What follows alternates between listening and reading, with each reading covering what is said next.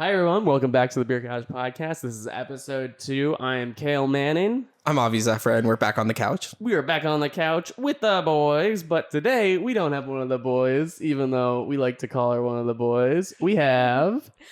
Hi, I'm Sandra Isa. My roommate and famous musician. Thank you for joining us on the podcast. It's so good to have you. I'm so happy to be here, guys. Sandra is from Peru, so she has Peru, yeah. a lot of your like beer palate. I love beer, yeah. I love a good Peruvian beer. I enjoy beers from all over the world. But Peruvian beer is always my favorite. Yeah. What makes Peruvian beer different than other beers? I don't know. It's just a different taste. Like especially there's one specific beer that I really like. And I don't know, it has like this aftertaste, like a little bit bitter, but also sweet at the same time. It's magical. That sounds good. But yeah, should we try our house beer? Yes, our first beer. Our first beer of the podcast. This is our house beer. It's called, I'm going to butcher this name. It's called the Wernesgruener beer. It's from Germany. Deutschland. Like East Germany, Deutschland. And yeah, let's my coaster is stuck to the beer. Is this your favorite beer, Cale? This is one of my favorites. I've had this one a few times, and it's a very, very good Pilsner, so please enjoy. Get those nice ASMR sips, guys. Oh, it's sweet. Mm-hmm. Ooh, good ASMR, thank you. A little bit metallic, possibly from the can. I don't know if it transfers into your glass. But it's good. It's a really soft, really smooth taste. Yeah. I've been a fan of this one for a while. I found it at Aldi's, which I think is where they distribute in America for the folks at home who Aldi is German. Big Aldi's fans. Yeah, big surprise. Yeah, Aldi and Trader Joe's, both owned by the same German parent company. Believe it or not. The German. And they created a global empire. They did really. They have really, really good food, and it's very affordable. So honestly, they earned it. But let's talk about this beer. So this beer is really good. It's called the Wernesgruener Pilsner Legend beer, and it's how old do you guys think this beer is? Let's just like how old this brewery. Germany is really old, so I'd say probably at least 400 or 500 years. Really? Okay.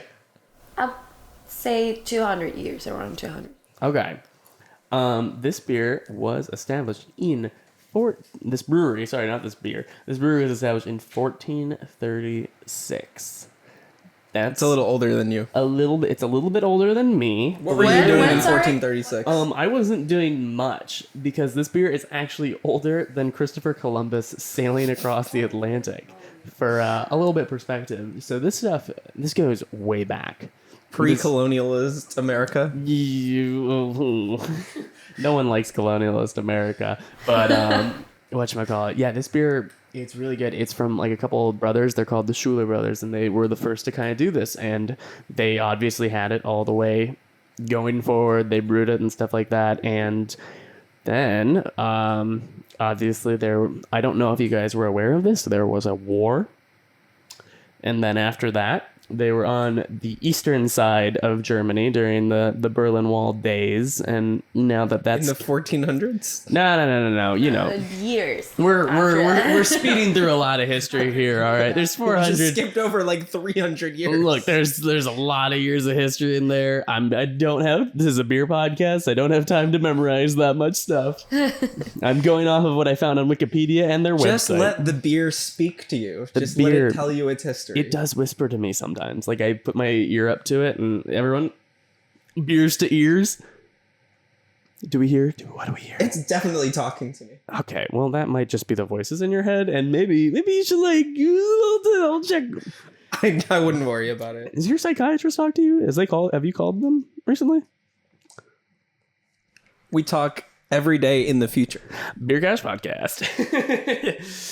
But no, I mean, this has been around for a while, and then obviously after the Berlin Wall came down, that's when they started getting more distributed everywhere, because obviously not a lot of things were coming out of East Germany at the time. But Some trade embargoes. thank God that the Berlin Wall came down, because otherwise we wouldn't have this delicious beer in front of us. Wow, it's like the, how do you call that? The butterfly effect? Yeah. There's another timeline though where it's still up, that wall, and it's still divided into East and West. We don't have this beer. Yeah. That's a timeline I don't want to be a part of. Me It neither. would be a bootleg import. Bootleg. I'm sure there were still things getting across the wall, Oh, probably. I mean, including beers. I remember like Yeah. hearing about that in like history on how it was. There was always like they were like Americans were sending stuff over and like trying to get like radio. Oh, yeah, there's a whole museum history. called Checkpoint Charlie that it's in Berlin. I went there. It's really, really, really fun and really interesting. There's a lot of like things that people used to do to escape. Oh, to get like And, over the like, wall. They, Yeah. Yes, they use like this. What do you call that? Hot air balloons. Oh yeah, a And hot there's air a balloon. movie about it. Then there was like a luggage, and they managed to put that luggage into a Volkswagen, Yep. and then through that luggage and through the Volkswagen to like send people. Like people in like the luggage. skate, actually That's skate, crazy. yeah. That's so crazy. There were like a lot of, and there were like 3 types of walls, like the Berlin Wall. Yeah. In German is Berliner Mauer. Oh, was it? The name is Berliner Mauer. Berliner Mauer. Berliner Mauer. Yeah, and it was built like in the the first one was like right before the war ended, Yeah. and then they realized, oh no, it's like too small. We need to do something else. So We they need a rebuilt bigger- it, and then they were like they noticed that people were still escaping, Mhm. so they rebuilt it again. They did like 2 walls, and there was like this area between the walls that had like a lot of like, I don't know how to call it, dynamite or mines or Oh, things like a minefield. that. So, Landmines, yeah. yeah. That, yeah. Jesus. So Yeah. literally like separate. That's Yeah. crazy. And the Checkpoint Charlie was the the entrance of to enter the other side of Berlin, yeah. and it was the custody was taken by was it the British or maybe the American people? I think it was American people. Probably the That's why Americans, it was yeah. called Checkpoint Charlie. I don't know why. That's But, cool. yeah. Look at that. This is like history and beer couch. Beer couch.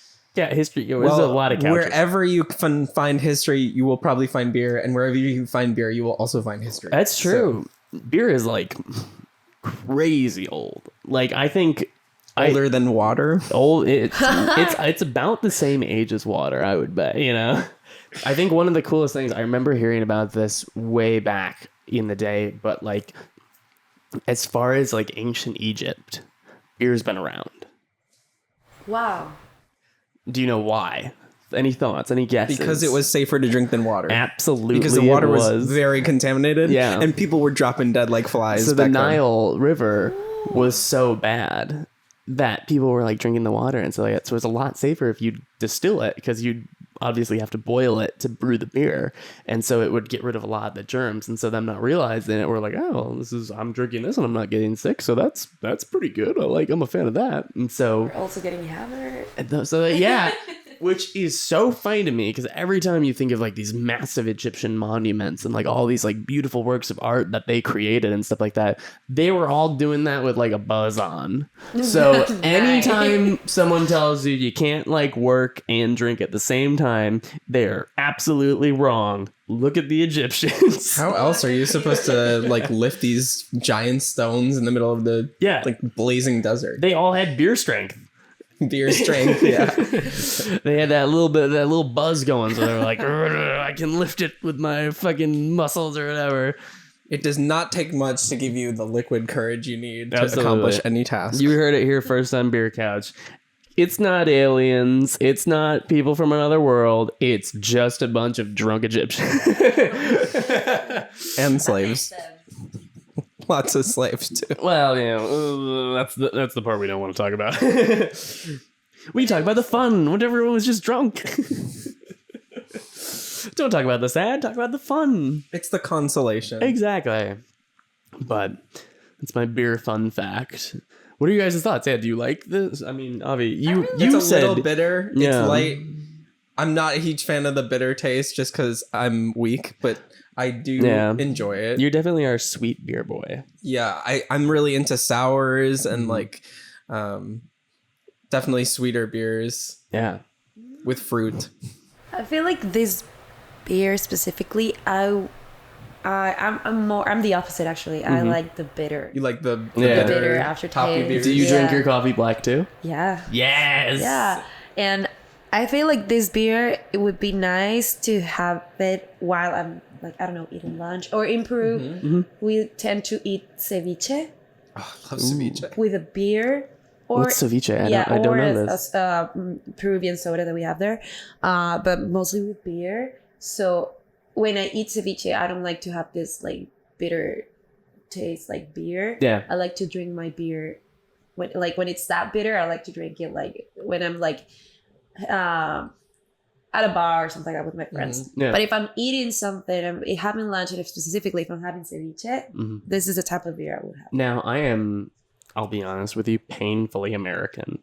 What is ceviche? Avi, you also know this because you should explain what ceviche is. Ceviche is Peruvian dish. It's usually tuna, right? Or different raw fish? It can be different type of raw fish. Technically, it's cooked with the lime,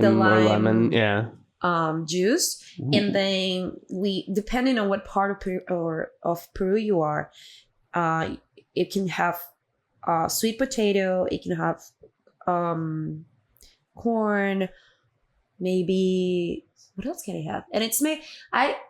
To be honest, I don't know exactly how you can make it. Like, I don't know how to prepare it. I should call my mom and ask her because she knows. Would know. She would know, not me. But it's one of the most. It's the top part of the top 3 most important dishes in Peru, and we love our food, and we are super proud of our food. It's delicious. Is ceviche your favorite food from Peru, or what is your favorite food? It's one of the most common things to have during summer. Okay. Especially when you're at the beach and then you go to a restaurant near the beach and like you definitely want to have ceviche there. Yeah. Yeah. And it's really delicious. But is it your favorite, or what is your my favorite one? I think it would be right now it's arroz con pollo, which is like a green rice. I got pollo. Pollo, I got the rice is rice. That's all I got. You got rice. Arroz con pollo is. Have you had arroz con pollo? I don't think so. It's like a green rice. Have you seen it? No, I haven't. I'm very interested. Ooh. Okay, so it's like a green rice. I think it's made with spinach and yeah, I'm like, why are you looking at me? I don't know anything. And then what else? Basil, I think too. Okay. And then you prepare the rice the same way you do it in the rice cooker, but you put all these ingredients there, or you can just make it in like a pot. And I don't know. Like I said, I'll say it again. Mm-hmm. My mom would know better because I'm not like the greatest cook, but it's delicious. Everything's green there. Plus, you can add the papa potato. Yeah. With a sauce called huancaína, which is like a yellow sauce, creamy sauce. Okay. Have you had huancaína? I don't think so. No. Maybe you had it and you didn't. Maybe. That's so good. Oh my god, so good. Yeah, we should make your mom a special guest on this podcast. I know. I mean, you would have to translate for us. I'm gonna learn how to prepare really that. Funny. I'm gonna learn how to prepare that, and then I'll prepare for you. Ooh, that'd be really I think good. we should do a cultural food night where we all make a different. Oh, we really should. Yeah. We'll make some Chicago food. I'll do my dogs. What is like the most like iconic or important dish from Chicago? I mean, I'd say the Italian beef. There's like 3 main ones. Yeah. You got your hot dogs. Those are really important. The Chicago dog, that's a classic. There's your deep dish. You can't forget about the deep dish. And then it's your Italian beef. Yes. And all 3 of those are just like, that's Chicago right there. You're eating that stuff and you're set. Sounds delicious. Do they have Bueno beef out here? No, they don't. Fuck. They don't have anything good in the state. We were talking about this last week, how there's like no cheese. There's no good cheese out here. To be fair, I'm lactose intolerant, so That's I have no idea. your fault. Californians can't process dairy. They have to eat like Soy and almond. Yeah, they all that weird stuff out here. But Buono beef is like really good because it's like this. Oh man, it's just they make. I ordered it for catering for a production. Yeah, and they had these giant boxes just full of like 50, 60 Italian beefs, and it was perfect. Yeah, and like you can Portillo's. Have you been to Portillo's? Here? Yeah. I've been to Porto's, but not Portillo's. Totally different. Totally different. Completely incorrect. But Portillo's. There is a Portillo's in Anaheim. It's really far. Is but it you and Chicago? Oh yeah. We'll do a road trip someday out there just so we can get these. Like they have these. Anaheim is not a road trip. Yeah, it's alright. I don't know. All right, look. Getting from LA County to Orange County. All right, If look. it takes you more than an hour, more than an hour, I would consider a road trip. My commute home is a road trip. And that is not a road trip. I apologize to our audio viewers because they cannot see the adorable kitty that has now joined the podcast. But this is Sandra's kitty, also a Peruvian native, Yumi. Peruvian native. And she is the cutest little. She's the cutest little girl. Yumi, she likes to be part of everything. She has to be a part of it. She's super friendly. And this is a great time to talk to our audio listeners. Hey, if you're listening to us, you should make sure to check us out on Instagram and YouTube because we will be absolutely sharing a lot of Yumi content so you can see how cute this little kitty is. Sandra, can you tell us about the origins of Yumi? Yes, please. Oh, okay, so my parents found 2 kittens, like they were abandoned like in the trash can. Mm-hmm. And they like adopted them, and they have a beach house. Yeah. So it's like a really big beach house with a lot of green area. So they were like, okay, we're gonna have the kitties there, and we named them Lennon and Rocco. Rocco? I don't remember his name, but one of them died, and Lennon was by himself. Yeah. Mm-hmm. So my dad was desperate because he was still like 5 months old. And he was like, I don't think it's good for him to be by himself because he was used to be with another cat. So he used to work at an office in a building. And in the first floor, the person that was in the front desk had a cat that just had like went into labor and had kitties. Mm-hmm. And then my dad was like, can I have one? Because my other cat is like by himself. Mm-hmm. And there was just one girl, and that was Yumi. And then my dad was like, just give it to me. Like, she's so cute. And she was like, okay, I'll give it to you. So we got Yumi. They never got along. They were just really? Yeah, they never friends. got along. Yeah, and then... She wants to be the center of attention too much, I've noticed. And then a couple years later, Lennon died. He passed away. He's buried there in the beach house too.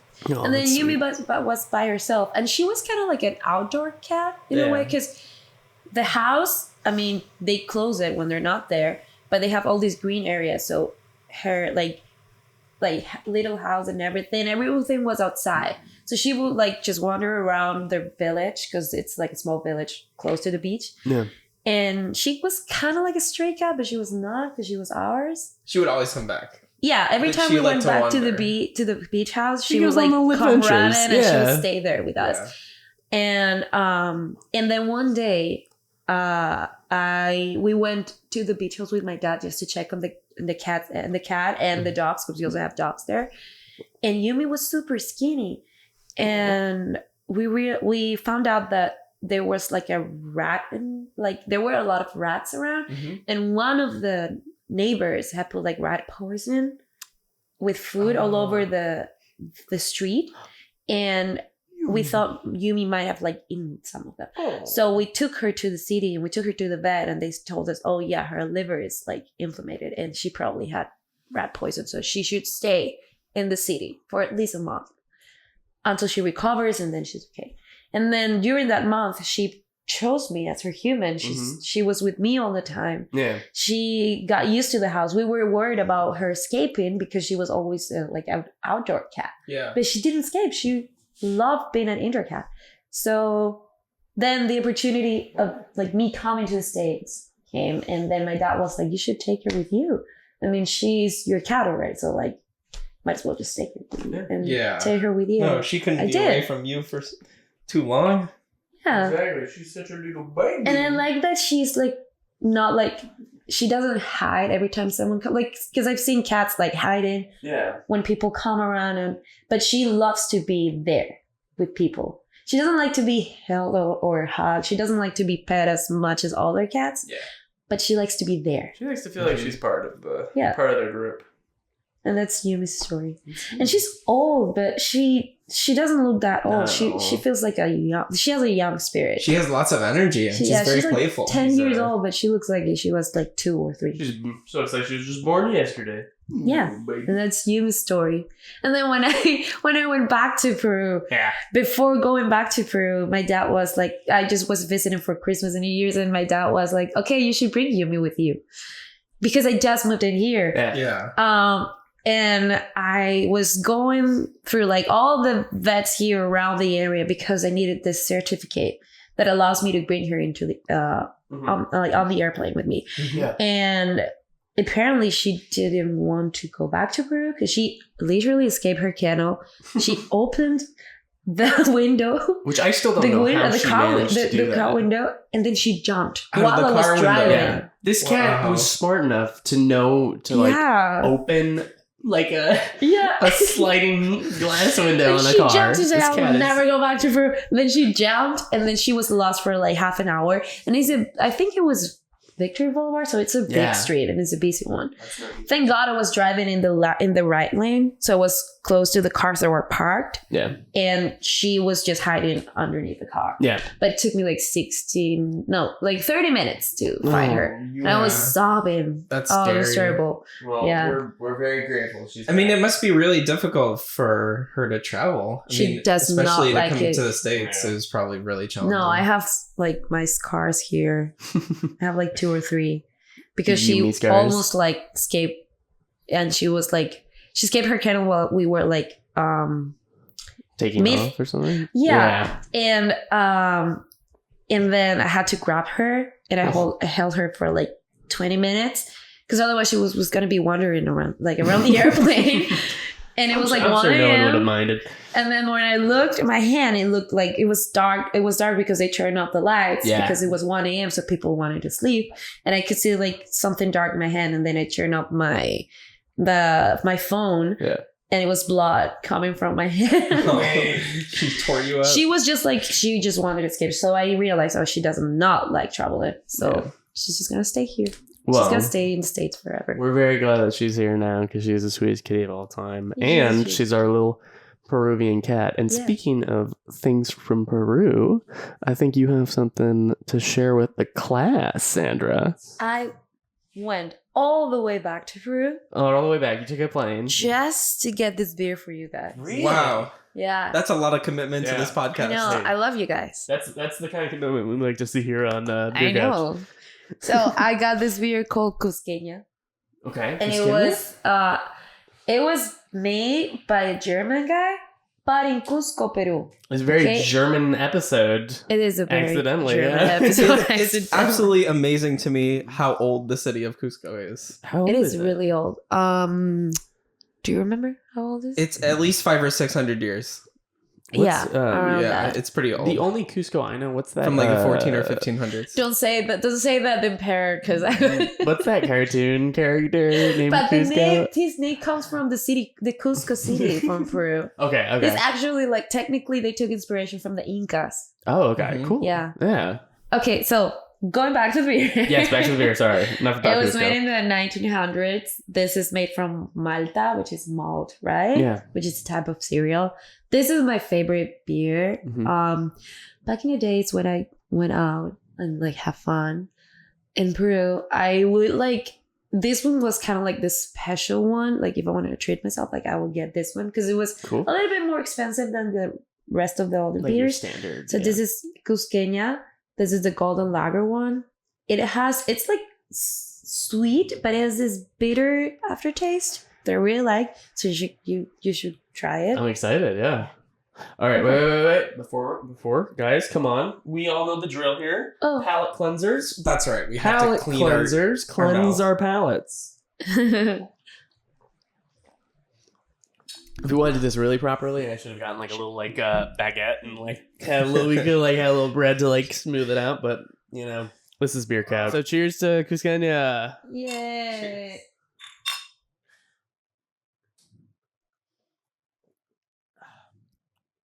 Oh, wow. That's really good. Oh, really? You like it? I love Cusquena. I do. It's so good. Yay. I haven't had it in like 6 months. Yeah. So, Avi, you have recently been to... I did. I was in Peru for like almost 3 weeks. I'm sorry. I was watching the Olympics, so I'm all Frenched out right now. It's almost got like a soy kind of taste. Mm-hmm. It's really, really nice. We are the soy boys on this podcast, and that's really good. It's nothing. It's the only thing I was fed as a child. Beer? Soy. Oh. I was so confused. Me too, actually. Yeah. I was a little worried. I was like, yes, I was raised on beer from the age of 5. All right, welcome to the Fetal Alcoholism Podcast. Oh my gosh. It promotes brain development in youth. Yeah. Bigger brains, smaller bodies. That's how they work, right? That's right. But this is Wine. delicious. So, where do you know any of like the history of this or any of that fun stuff? The only thing I know was made in Cusco, and it was made by this German guy. I forgot the name. Yeah. I think it was Grunta. They found this company.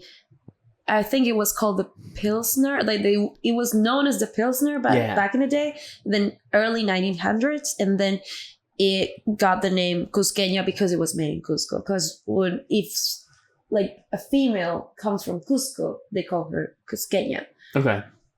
It's a she. I don't know. Yeah, but yeah. She. Feminine representation in beer. Yes. Look at that. This is the we're all about that. And it's a really good one, and I really like it. Every time I have the chance to buy it here. They just sell it in specific places. Yeah. I'll always get one. No, it's so good. Nice. Did you say that there's a lot of Peruvian representation in LA? Yeah, that's a good question. Or not so much? As much as I would like, Okay. but there's a lot of really good restaurants though. Yeah. Like there's like restaurants, there are a lot of them. Because I know Peruvian food is one of the best foods in the world, if it's not the best food in the world. Yeah. Google it, okay? Google it. Look Google it up. Look it up. It's not something you can Google. You have to taste it. No. But you also, I mean, There is no So like right or wrong or like personal opinion. It's either Peruvian food or everything else. yes, for real. And have you seen this like news about this Indian super big wedding that's been going on for like a couple of months? The now? what? Indian wedding. Yeah. The Which Indian wedding? Oh, that's right. It's one Yeah, of it's like the a big royal family thing, right? Yeah. It's like a really like super mega art, like super duper rich family in India. Yeah. And they wanted to have the best chef for the wedding. Guess where he's from? He's Peruvian. He's Peruvian, of course. Oh, shoot, I was gonna go with Canada. Okay, but yeah, like it's the best food ever, and there's like a couple of really good restaurants, and I realized Peruvian food here, it's really expensive. Really? Yeah. Okay. Yeah. It is really expensive. But I mean, it's what like, isn't expensive here, Yeah. right? But yeah, well, LA is expensive. Yeah, LA is LA. But I But- guess here's the other question because I have talked to like a few friends who are like European and stuff like that, and they've had like the American version of like European food, and one of the things I've noticed that they've always said is that things are so much more like oilier and greasier here. Is that the same with Peruvian food, or do you think it's more authentic? I think the reason why Peruvian food is expensive is because it's really authentic. Yeah. Like so far, most of the, not all of them, but most of the dishes that I've tried here, Peruvian dishes, they taste almost the same. Okay. Especially the drinks. Like, Yeah. there's a drink called chicha morada. Have you had chicha morada, Abby? I think so, yeah. I don't know The what this purple dark Yeah. one. It's It's made purple. of blue really corn. good.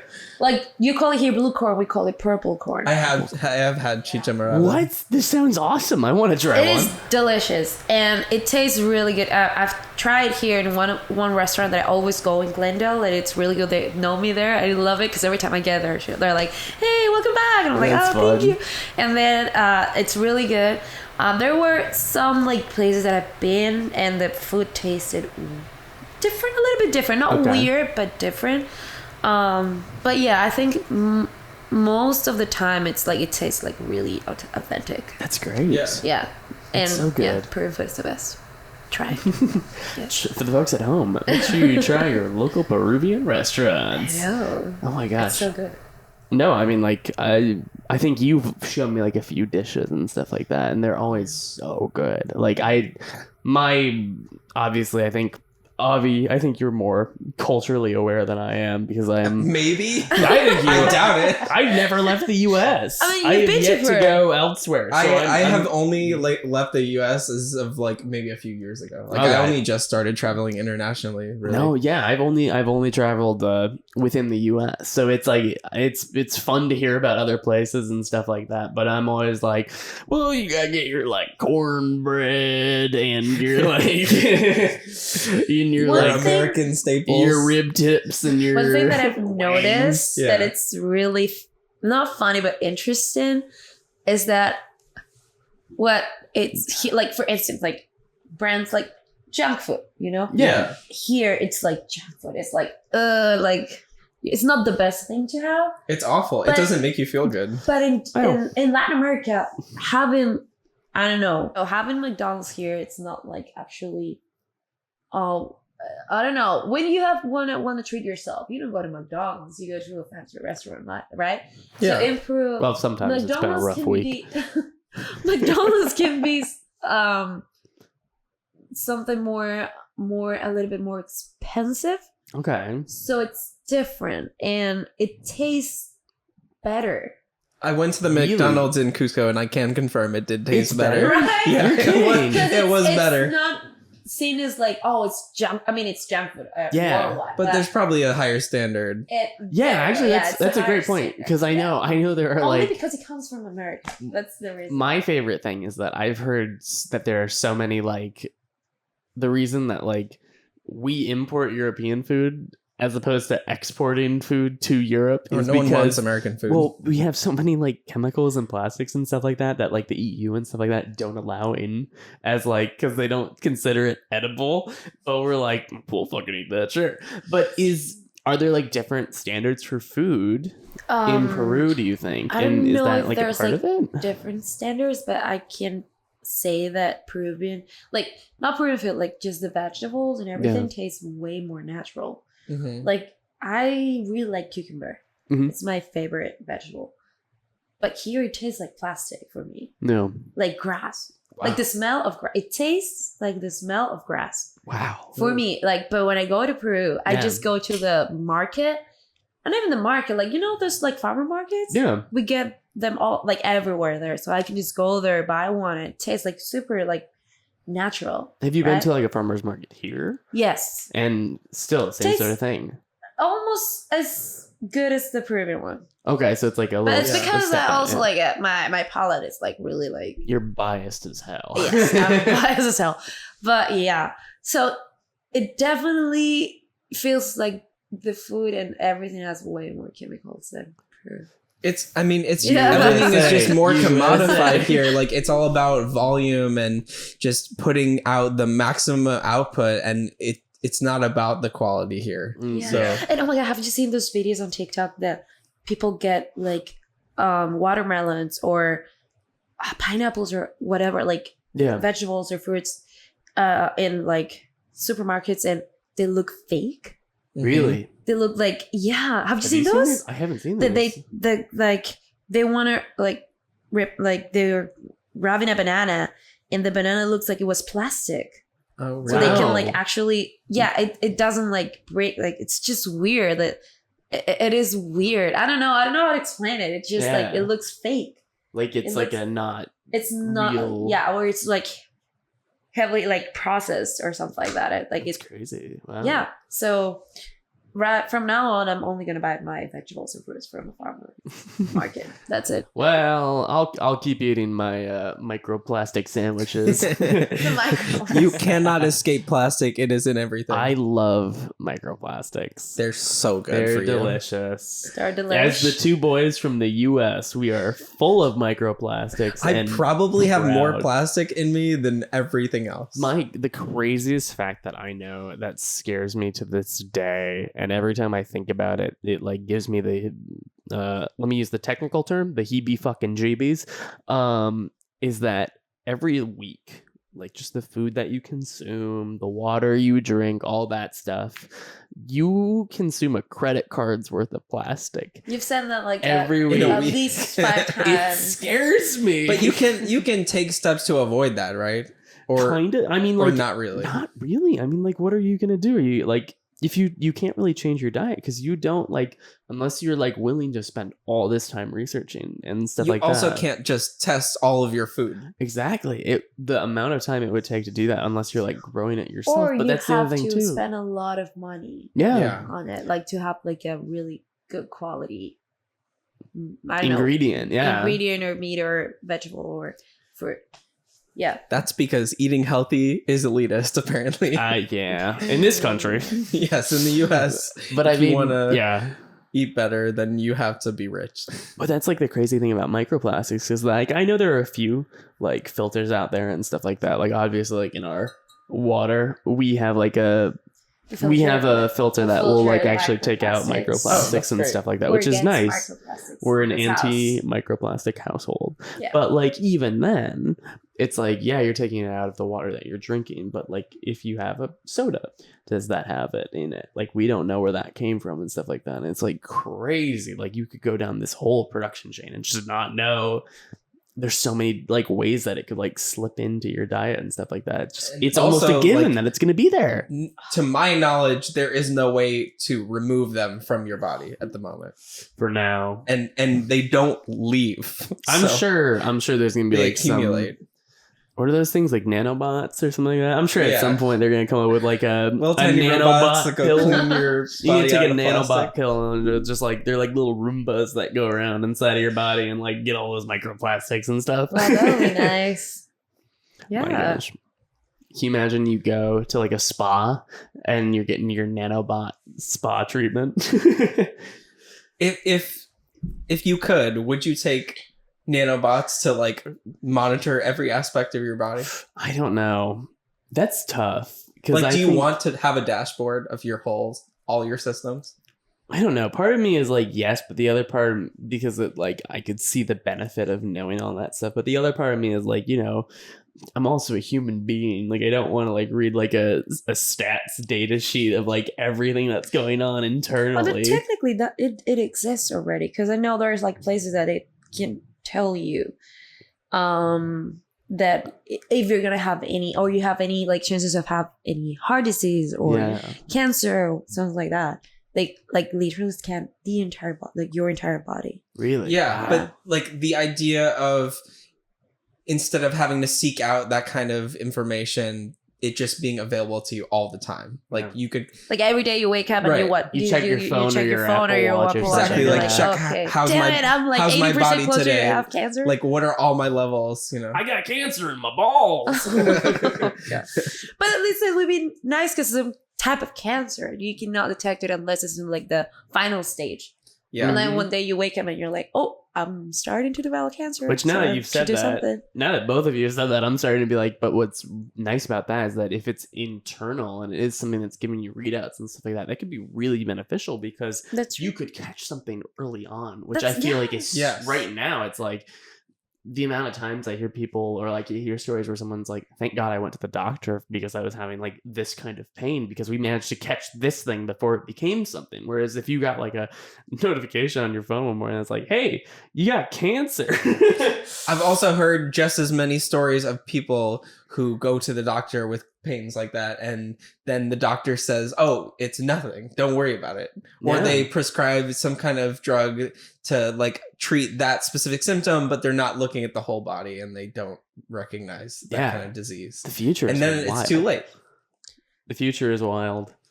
It's gonna be, yeah. There's some crazy stuff that they're coming up with now. I'm scared about the future. We're all scared. Yeah, I know it's gonna. We're living in the future. The future is now. It is. I now. just want my like Jetsons flying cars and stuff like that. That's what I want.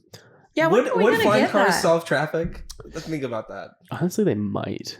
Like, yeah, there's so much more space, What if you have a collision in the middle of the air? Like that is Yeah. a serious But if you have a problem. collision in the middle of the air, it's just gonna fall to the ground. So then you can like clean up on the ground. Yeah, but and then everyone there's else going to is be fine. casualties on the ground. Like you're going to have flying cars falling on people, I'm sure you'll be destroying fine. buildings, destroying. I'm sure you'll be fine. But I will say, and I think about this all the time, is I do think that the road infrastructure and the way that we've built the infrastructure for cars, it is just a monumental waste of space. Yeah. Like there could be so many better uses of space, like more green space or more residential places for people to walk. You know, the problem with LA especially is just it's too sprawling. Yeah. And if we put all the cars in the air, then we could redevelop that road Exactly. space for other purposes. But- I had the idea we should build a highway on top of the highway. And then that would just be a double layer highway though. Yeah. But what you could do is you could organize it so like your bigger trucks and like the stuff that's like your slower moving traffic and stuff like that exists on the bottom. Mhm. And then your faster traffic can be on the top. And Well- it encourages you to have to go down to the first layer. Like you can't get off on the top layer. You have to go down to the first layer. So it's like when it's time for you to get off the highway, you actually have to make sure that you're like doing all that. Isn't that stuff. going to cause just more congestion? Probably, but I think it would work from the zero research that I've done. Have you seen Peruvian traffic? Yeah. Is it worse? I've been in it. It was awful. It's- what? The it traffic was- in Lima is so terrible. It gets worse than LA? Okay, so LA It's has pretty bad. LA has a really, really bad traffic because of the so many. There's just so many cars. Yeah. That's why it gets congested, right? Yeah. But in Peru is that with less freeways in a way, like plus chaos, pure chaos. Are like there any people freeways running doesn't through give Peru? people what? Are there any freeways running through the city? I don't think remember there being What? any. No, I think there's just Seriously? one Running or through two. Lima, I don't think there's. That's There's just wild. one or two. I don't know, or just one highway, and then technically we have the freeway, but it's not like a freeway. It's more of a I don't know how to call it. I don't know if you've been to the Javier Prado, which is just like 3 lanes, and then in the middle of the freeway, it's the bus lane, and then that's it. Yeah. And it's just chaos. Like people, they don't care about like red lights or green lights or the stop signs or whatever. They don't care if That's the car wild. fits there. It's They're really gonna wild. be there, even if it's not a lane, and even if they're in the middle, like between 2 lanes. So chaos is like the thing that makes it really worse. That's crazy. Oh my It's god. So what I've been wondering lately is like, can autonomous vehicles actually solve traffic, or will it just make it worse? I feel like they might be able to. Because if you have all the vehicles and they're able to move at a constant speed and like sync with each other and talk to each other, I think it would make it better. then you don't have as many issues with distracted driving or crashes. Yep. And there's less time between vehicles responding to other vehicles. Yeah. But that's only going to pack more and more cars onto the road, and the road has a finite capacity of how many cars and vehicles it can fit. But would it pack more cars onto the road? Because it's not like there's more people. There's always more people. There's more and more vehicles every day. You think? Yeah, I Even do. with I mean, I feel like there's like LA. I feel like there's the great flight. Like everyone's leaving and going to Texas right now. There are a lot of people leaving LA, but it's not like a straight decline, you know? Like it's been going through waves and it's going to pick up again. And it's not like people are just going to there's not going to be some kind of mass exodus, you know? There will be a deficit of people, and then there will be a smaller deficit, and more people will come, and then less people will. And The secret is just get rich and have your own private driver, so you can do all your like editing in the backseat. you're You don't still have to worry stuck on about the it. road with everybody else, That's no matter what car you drive, no matter who's driving But you. if you got that driver, you can sit in the back seat and you can do all your editing work. I think and the all solution that is stuff. helicopters. I think we should all take helicopters wherever we I need don't to like go. Dude, helicopters. I want a helicopter I so don't trust bad. helicopters. I want a helicopter so bad. No. Make sure, hey guys, if you're listening to this podcast, make sure you subscribe so I can save up to buy a helicopter. Your couch is funding the helicopter. The helicopter. It'll be the helicopter couch. We'll do episode in the helicopter, in the air. So loud. We should. We'll be like, Avi, so what do you think about this beer? Oh my gosh, that'd be so funny. Yeah. So, speaking of like highways in Peru and stuff like that, if I remember correctly, you were showing me your music video, and you had was that by the highway, or was that what part of Peru was that in? It was just a street in Miraflores, which is the most touristic area in Lima, which is the capital of Peru. Yeah, we're watching that music video. I mean, it's not like a music video. It was just like a cover that I did. Music video. It was kind of music video. We're just shooting what we were doing through the day with my friends. Yeah. But yeah, it was fun doing that. But it was a long time ago. Yeah. But I recently shot another music video. You did? And that I don't know exactly when it's gonna be released. We don't know the exact date yet. But yeah, but that one's gonna be a proper music video. Really? How was it working on that? It was interesting. It was my first time acting, so it was really interesting. It was like a different experience because I've always been in the backstage, like doing the music on studio, behind the scenes kind of role. The behind the scenes, yeah. So now it was like my first time being in front of the camera, singing in front of the camera, and at first I was really, really scared and really I don't know, I was just nervous, but thankfully all the people in the crew were so nice and so amazing, made me feel way more comfortable. And I just had a good time. Like, it was really fun. Did you have any problems with the assistant director? I heard he might be a little problematic. I love the assistant director because he was keeping things on track. He was like there. I was so scared because we were falling behind. It was taking forever to get the first shot done, and then we started cutting shots, and then by the end we finished perfectly on time. Like, we left exactly 12 hours from when you we have started. to have a perfect day when it's all on time and it's all like locked in. So it worked out right, but your performance was great, and it was a lot of fun, and the visuals and the story that you put together with Nate was, I think it fit the song perfectly. I know, so thank you. I got to see some of the footage 2 days later. Yeah. And it was a little bit weird for me because I've never acted, and I had a kiss on camera. I had to kiss someone on camera. Oh. And I know. It was just weird. It was weird to see myself kissing someone on camera. What was that like?